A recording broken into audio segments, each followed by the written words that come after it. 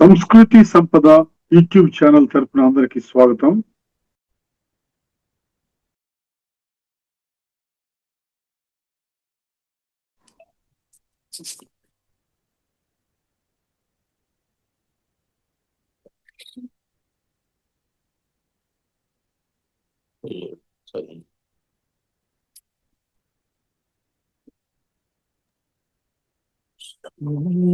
రెడీగా ఉన్నదా? రెడీనండి.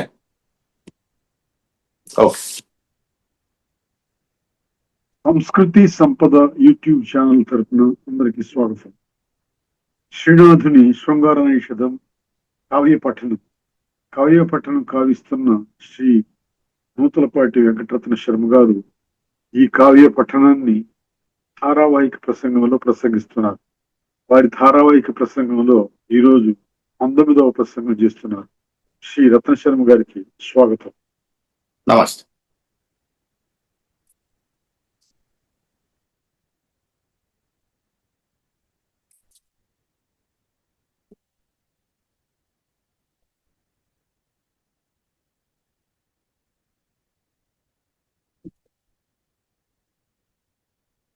ప్రత్యర్థి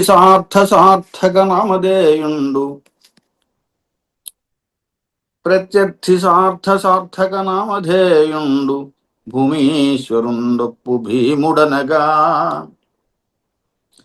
ఆరాజు త్రిదివంబున మరేంద్రుడును బోలే తేజంబున విదర్భ దేశమేలు దమనాహ్వయుండైన తపసి సద్వరమునగాంచనాదడు కన్యకాలలామ సర్వలోకాంగనా సౌభాగ్య గరిమంబు దమియించు కదమున దాని నామము అప్రభారతి దమయంతి అనుచునుడవే తద్గుణంబులు వర్ణింపధరణినాథ అబ్జసూతికి నైన శక్యంబుగాదు పలుకు పూడికైనను అలవిగాదు.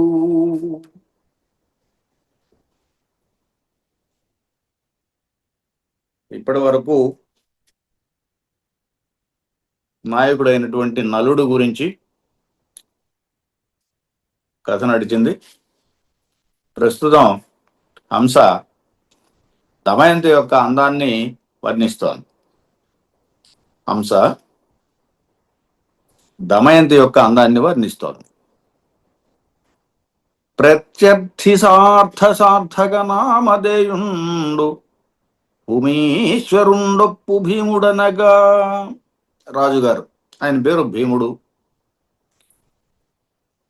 భీముడు అనేటువంటి రాజు. ఈయన ఎలాంటి వాడు? ప్రత్యర్థి సార్థక నామధేయుడు. శత్రు సమూహాన్ని ప్రత్యర్థి సార్థక నామధేయుడు. శత్రువుల యొక్క సమూహానికి భీముడు అనే పేరు సార్థకం. వాళ్ళ పాలిట ఇతను భీముడు, సార్థక నామధేయుడు. ఒట్టిగా పెట్టిన పేరు కాదు. భీముడు అంటే భీముడే, శత్రువుల పాలిట భీముడు. అది ప్రత్యర్థి సార్థక నామధేయుండు భూమీశ్వరుండొప్పు భీముడనగా. ఆ రాజుగారి పేరు భీముడు. ఆయన కుమార్తె దమయంతి. అందుకు ముందు తండ్రి పేరు చెప్పాడు, భీముడు సంగతి చెప్పాడు. తర్వాత కుమార్తె దగ్గరికి వస్తున్నాడు. ఆరాజు త్రిదివంబు అమరేంద్రుడును బోలే తేజంబున విదర్భ దేశమేలు. ఆయన రాజ్యం విదర్భ, ఆయన దేశం విదర్భ. దాన్ని పరిపాలిస్తున్నాడు. ఎవరిలాగా? ఆ రాజు త్రిదివంబున అమరేంద్రుడును బోలే, నాకమును స్వర్గాన్ని అమరేంద్రుడైనటువంటి అమరేంద్రుడు ఎలా అయితే పరిపాలిస్తున్నాడో, స్వర్గాన్ని ఇంద్రుడు ఏ విధంగా పరిపాలిస్తున్నాడో ఆ రకంగా తేజంబున విదర్భ దేశమేలు. ఇతడు, ఈ భీముడు విదర్భ దేశాన్ని తన పరాక్రమంతో పరిపాలిస్తున్నాడు అని. దమనాహ్వయుండైన తపసి సద్వరమునగాంచనాదడు కన్యకాలలామ.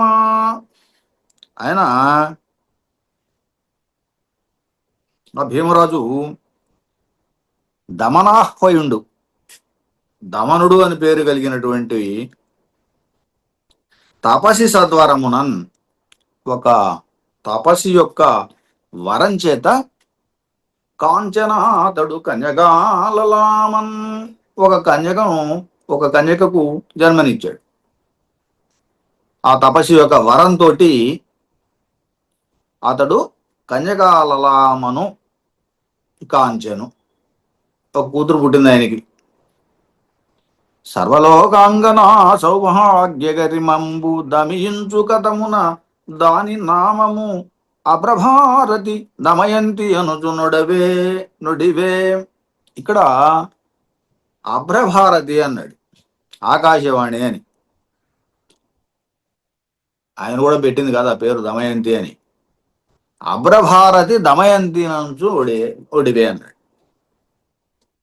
ఆకాశవాణి ఆ పుట్టిన పిల్లకు దమయంతి అని పేరు పెట్టిందట. దీనికి కారణం ఏమంటాడంటే, సర్వలోకాంగన సౌభాగ్య గరిమంబు దమించు కథమున అన్నాడు. సర్వలోకాల్లో ఉన్నటువంటి స్త్రీల యొక్క సౌభాగ్య గరిమము దమించును అట. అందువల్ల అంటే సౌందర్యంలో వాళ్ళందరికన్నా మిన్నా అని చెప్పటం. లోకాల యందు ఉన్నటువంటి స్త్రీల యొక్క సౌభాగ్యాన్ని మించి ఉంది అని చెప్పటం. ఆ అందాన్ని అలాగా చెప్పి ఆకాశవాణి దమయంతి అని పేరు పెట్టిందట ఈ కారణంగా. తద్గుణంబులు వర్ణింపధరణినాథ, ఆ గుణాలు వర్ణించడానికి అబ్జసూతికినైన శక్యంబుగాదు. ఓ రాజా, ఆమె యొక్క గుణాలు వర్ణించడానికి ఇదిగో అబ్జసూతికినైన శక్యంబుగాదు. అబ్జసూతి అంటే బ్రహ్మ, పద్మం నుంచి పుట్టినవాడు కదా.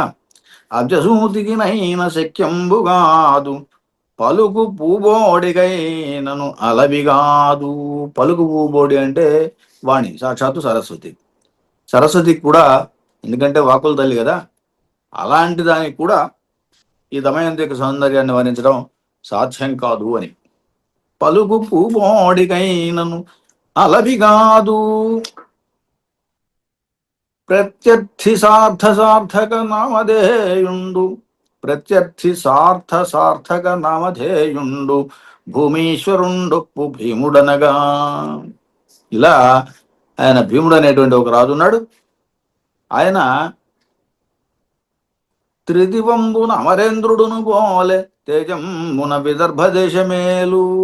ఆయన విదర్భ దేశాన్ని పరిపాలిస్తున్నాడు. ఇంద్రుడు ఎట్లా అయితే అమరావతిని పరిపాలిస్తున్నాడో అలా ఈయన విదర్భ దేశాన్ని పరిపాలిస్తున్నాడు. దమనహ్వయుండైన తపసి సద్వరమున గాంచనాతడు కన్యకాలలామన్, ఒక కన్యకకు జన్మనిచ్చాడు ఈయన ఒక తపస్సు యొక్క వరం వల్ల. దమనాహ్వయుడట, ఆయన పేరు దమానుడు అనే పేరు కలిగిన వాడు అని. తపసి సద్వరమున గాంచనాతడు కన్యకాలలామ సర్వలోకాంగనా సౌభాగ్య గరిమంబు దమయించు కథమున దాని నామము అప్రభారతి దమయంతి అనుచునొడవే. సర్వలోకాంగనల యొక్క సౌభాగ్యాన్ని దమిస్తుంది కాబట్టి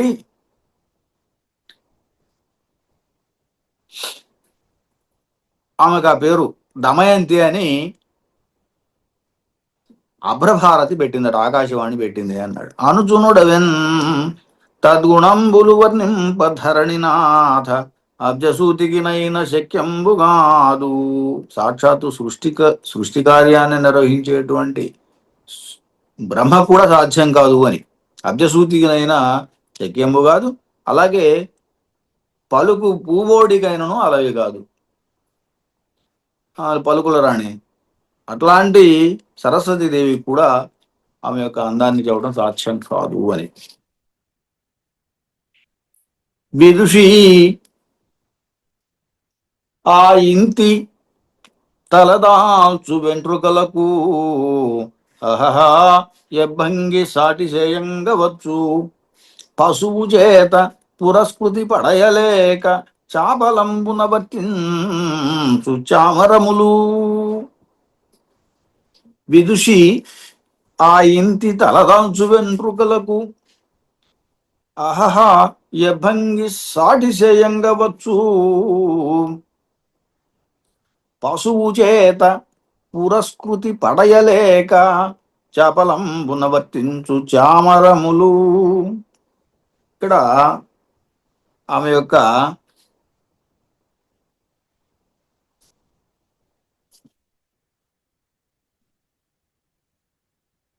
తలదాల్చు వెంట్రుకల శిరమున ధరించేటువంటి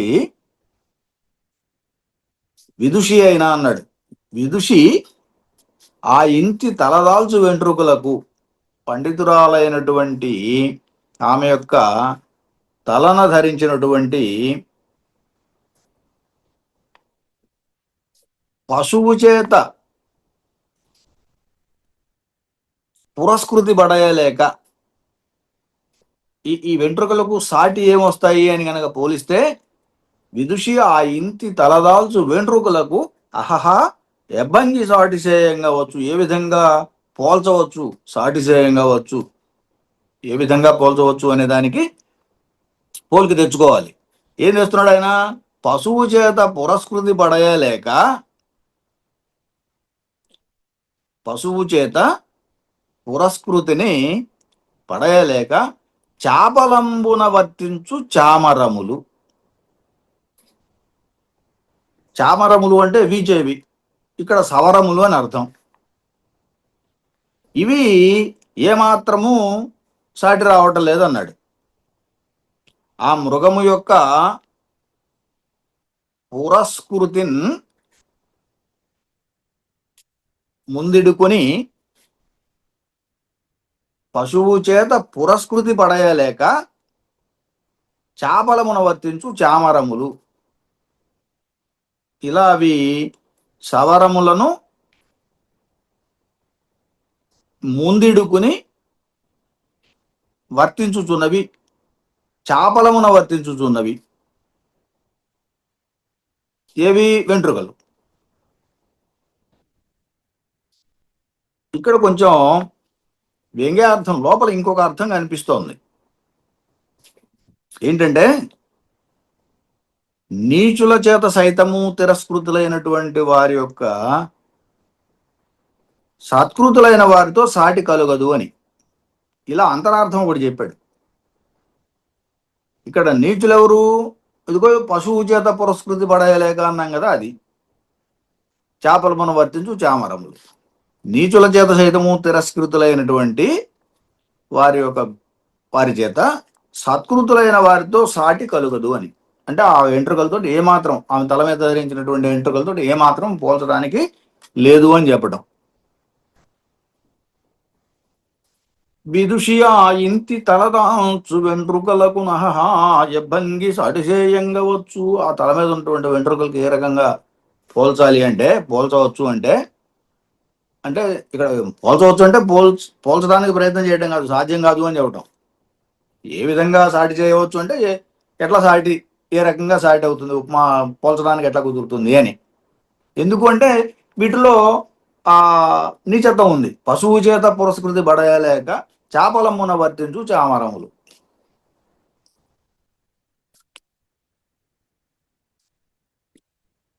ఖురకండూయమానమిషమున హరిణంబులు సాంత్వనంబున ఆపాదించున్ తరుణి విలోచనములచే పరిభూతములైన తమ చపల దృష్టులగున్. సాధారణంగా కవిత్వంలో పోలికలు సహజం. ఆ పోలికలు అలంకారంగా చెప్పడం, సులభంగా అన్వయం కాకపోవడం, అంటే తెలియకపోవడం. చదవగానే మీకు సులభంగా అన్వయం అర్థం కాదు, దాన్ని జాగ్రత్తగా పరిశీలించి అన్వయం చేసుకోవాలి. ఇక్కడ చూడండి ఏమంటున్నాడో, ఖురకండూయమానమిషమున హరిణంబులు సాంత్వనంబునాపాదించున్ తరుణి విలోచనములచే పరిభూతములైన తమల చపల దృష్టులగున్. హరిణములు అంటే లేళ్ళు. ఖరఖండూయమాన మిషమున, ఖరఖండూయమాన మిషము అంటే ఖురఖండూయమాన మిషమున అంటే గిట్టలతో గోక్కోవటం అనేటువంటి వంకతోటి అని. ఖుర కండూయమాన మిషమున హరిణములు లేళ్ళు సాంత్వనమును ఆపాదించున్. సాంత్వనం పొందుతూ ఉన్నాయట, ఓదార్పును పొందుతున్నాయట. తరుణి విలోచనములచే పరిభూతములైన తమ చపల దృష్టులకున్. తరుణి విలోచనములచే, తరుణి ఎవరిక్కడ? దమయంతి. దమయంతి యొక్క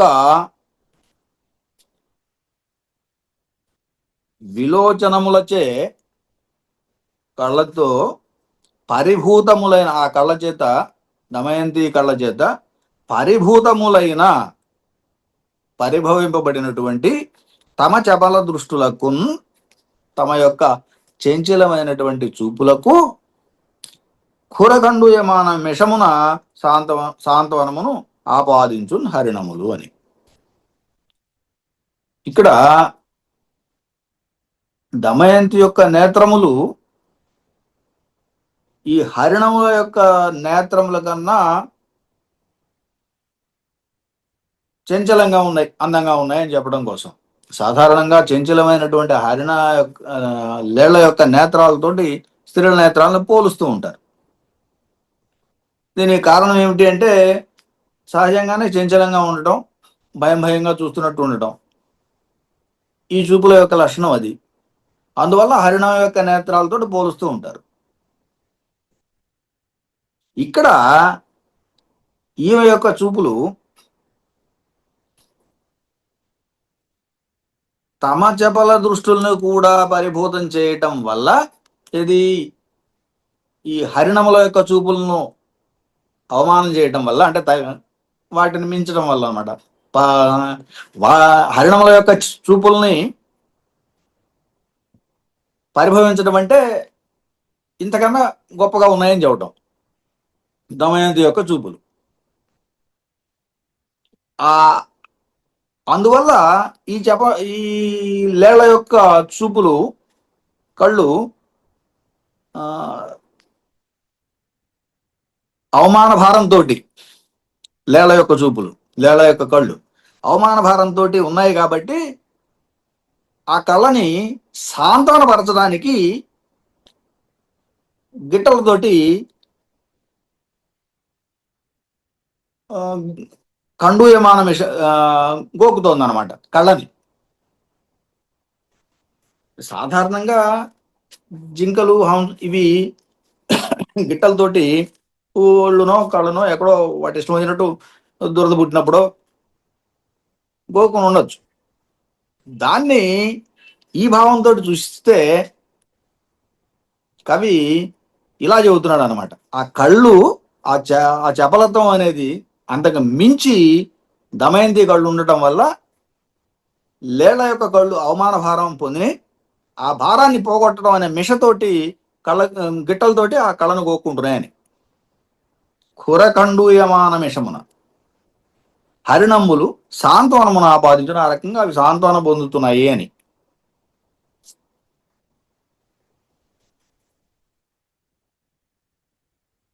ఖురఖండూయమాన మిషమున హరిణంబులు సాంత్వనమును ఆపాదించును. తరుణి విలోచనములచే పరిభూతములైన తమ చపల దృష్టులకు. లలన కనుదోజి ముందట నలవరి, లలన కనుదోజి ముందట నలవరి నలినంబు మలినమయ్యే. లలన కనుదోజి ముందట నలవరి నలినంబు మలినమయ్యను హరిణంబులు పూరిమేయుదొనగన్.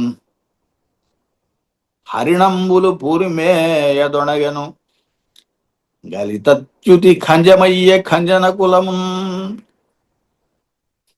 కలిత ద్యుతి ఖంజమయ్యే ఖంజన కులమున్. ఇందులో ఆమె యొక్క కళను గురించి ఇంకా చెబుతున్నాడు. ఇప్పటికి ఇందాక పద్యంలో కూడా కళను గురించి, కళ యొక్క చపలత్వం గురించి చెప్పాడు.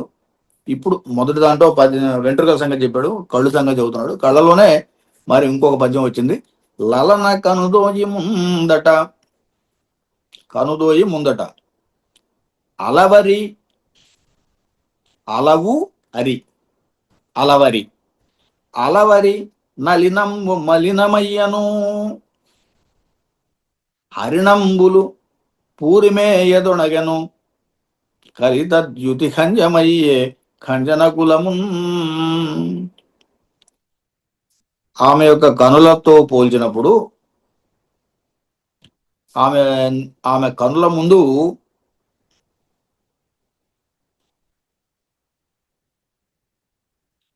కమలము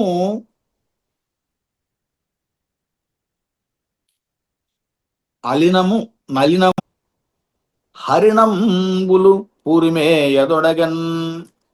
ఇక్కడ హరిణములు లేళ్ళు పూరి మేయదొడగని గడ్డి మేస్తున్నాయని, కాంతివంతమైనవి ఈమె కళ్ళు అని చెప్పటం. ఎవరి? దమయంతి యొక్క నేత్రాలు.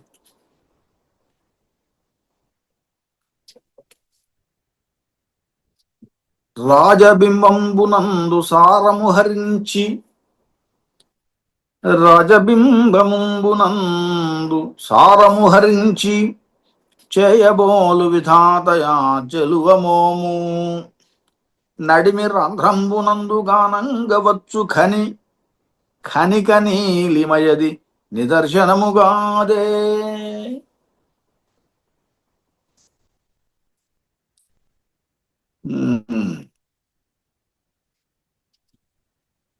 రాజబింబంబునందు సారము హరించి, చేయబోలు విధాతయా చెలువమోము.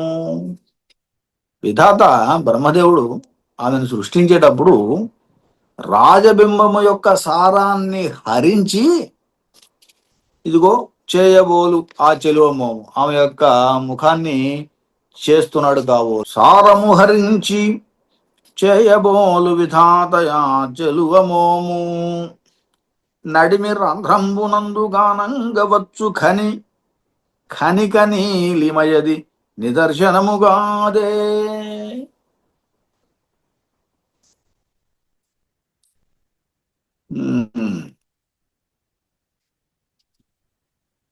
రాజబింబంబునందు సారము హరించి, చేయబోలు విధాతయా చెలువమోము. విధాత బ్రహ్మదేవుడు ఆమెను సృష్టించేటప్పుడు రాజబింబము యొక్క సారాన్ని హరించి, ఇదిగో చేయబోలు ఆ చెలువమోము, ఆమె యొక్క ముఖాన్ని చేస్తున్నాడు కాబోలు, చేశాడు కాబోలు అని. రాజబింబం అంటే చంద్రుడు. చంద్రుడిలో కొంత సారాన్ని హరించి, ఆ సారంతో, ఏది చంద్రుడి నుంచి ఏదైతే హరించాడో ఆ హరించిన సారంతో ఈమె యొక్క ఈ చెలువ యొక్క మోమును చేయబోలును, చేయాలనుకున్నాడు కాబోలు, చేశాడు కాబోలు, పోని చేయబోలు, చేయని బోలు. విధాత ఎవరు? ఇదంతా బ్రహ్మ. బ్రహ్మ సృష్టించేటప్పుడు దమయంతిని చంద్రుల్లో ఉన్నటువంటి సారాన్ని కొంత తీసుకొచ్చి ఈవెన్ తయారు చేశాడు అని. ఖనిక నీలిమ అన్నాడు. ఆకాశం యొక్క నల్లని సొగసు, నీలిమ రంగు, ఖనిక నీలిమ, అదే నిదర్శనము అని. ఆ నిదర్శనంగా, ఆ దృష్టాంతంగా నీకు చంద్రుల్లో నుంచి సారాన్ని తీసుకొచ్చి ఈమె ముఖాన్ని చేశాడు అని చెప్పడానికి ఒక ఉదాహరణ అది. నడిమి రంధ్రమునందు గానంగవచ్చు ఖనిక నీలిమ. ఖనిక నీలిమ అంటే ఆకాశం యొక్క నల్లనైనటువంటి నీల రంగు. ఆవల వైపున ఉన్నటువంటి ఆ రంధ్రంలోంచి అవతలి కనిపించేటువంటి ఆకాశంలో ఉన్న ఆ నల్లని కాంతి నిదర్శనము తార్కాణము అని. నిదర్శనము కాదే అన్నాడు. అందుకే నీలిమ రంగు, కనిక నీలిమ, అదే నిదర్శనము అని. ఆ నిదర్శనంగా, ఆ దృష్టాంతంగా నీకు చంద్రుల్లో నుంచి సారాన్ని తీసుకొచ్చి ఈమె ముఖాన్ని చేశాడు అని చెప్పడానికి ఒక ఉదాహరణ అది. నడిమి రంధ్రమునందు గానంగవచ్చు కనిక నీలిమ. కనిక నీలిమ అంటే ఆకాశం యొక్క నల్లనైనటువంటి నీల రంగు. ఆవల వైపున ఉన్నటువంటి ఆ రంధ్రంలోంచి అవతలి కనిపించేటువంటి ఆకాశంలో ఉన్న ఆ నల్లని కాంతి నిదర్శనము తార్కాణము అని. నిదర్శనము కాదే అన్నాడు. అందుకే మళ్ళీ అది నిదర్శనముగా అదే. ఇట్లా ఆమె యొక్క లోకోత్తర సౌందర్యాన్ని సృష్టించడానికి బ్రహ్మదేవుడు చంద్రుడి నుంచి ఆ వెలుగు యొక్క సారాన్ని తీసుకున్నాడు అని చెప్పడం. దమయంతి యొక్క వదనాన్ని తయారు చేసేటప్పుడు ప్రవిలేపన పాండురమును నవలాంఛన గోమయాంచనమునగు రాక ధవళాంశు మండలము విధి నివాళిసేయునులతాంగి నెమ్మొగమునకు. ఆమె యొక్క ముఖానికి నివాళి చేస్తూ ఉండదట ధవళాంశు మండలము.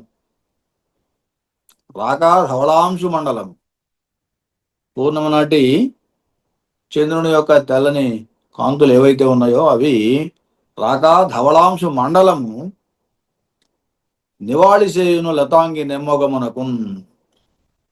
ఈమె యొక్క ముఖానికి నివాళి ఎత్తినట్టుగా ఉంటుందట.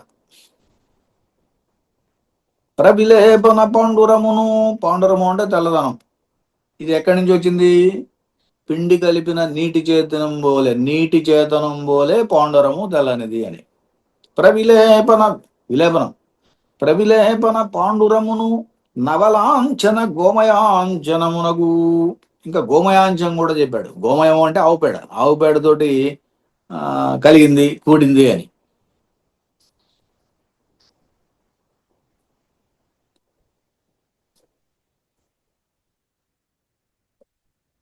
సాధారణంగా ఇక్కడ ఒక అంతరార్థం ఉంది. అందుకే ఈ రెండు ప్రస్తావనలు వచ్చినాయి. ఇది ప్రవిలేపన పాండురము, నవలాంఛన గోమయాంచనము, ఈ రెండు రావడానికి కారణం ఏంటంటే దిష్టి తీసేటప్పుడు వీటిని వాడతారు. దృష్టి దోషాన్ని పోగొట్టేటప్పుడు ఇదిగో మూకుడిలో సున్నం పూసి ఆ తెల్లని దాంట్లో గోమయం పెట్టి దానిలో దీపం ఉంచి దాన్ని దిష్టి తీస్తారు.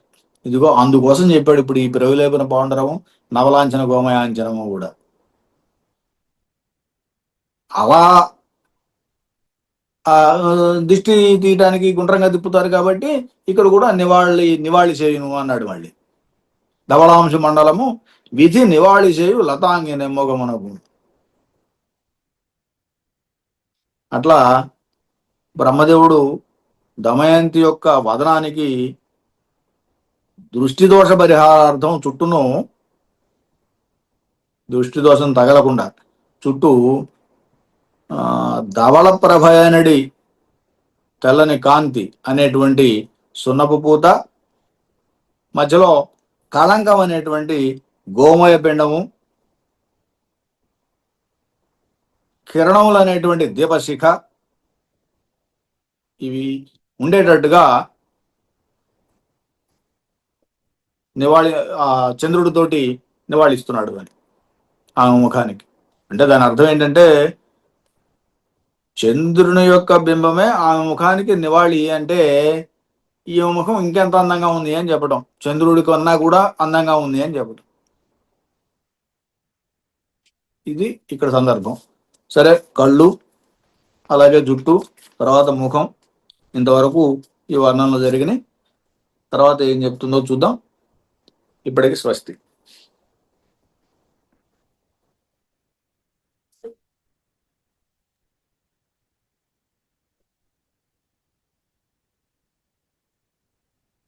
శ్రీనాథుని శృంగార నైషధం కావ్య పఠనాన్ని ధారావాహిక ప్రసంగంలో ప్రసంగించిన శ్రీ నూతలపాటి వెంకటరత్న శర్మ గారికి ధన్యవాదాలు. నమస్తే.